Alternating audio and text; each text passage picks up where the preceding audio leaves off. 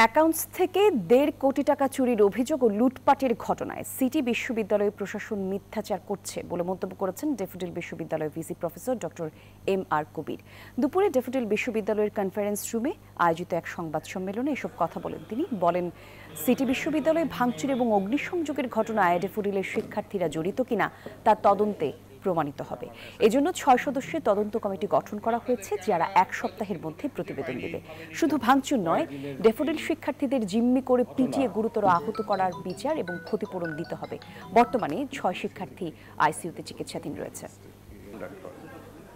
ক্ষয়ক্ষতি যেটা হয়েছে এটা শুধুমাত্র ওই আসবাবপত্র আর কোনো জড় পদার্থ নিয়ে না, আমাদের মানুষেরও তো ক্ষয়ক্ষতি হয়েছে। সব ক্ষয়ক্ষতি। তো কাজেই এটাকে আমরা একটা নিরপেক্ষ তদন্ত করি। আমাদের সিসিটিভির ফুটেজ আছে, সবকিছুই আছে, সেখানে যে হয় সেই এটা করবে। বান্ডেল থাকলে প্রতি সেনমানিতে টাকা বাঁচবে। বিকাশ সেনমানি বান্ডেল কিনে জিতুন প্রতি লেনদেনে।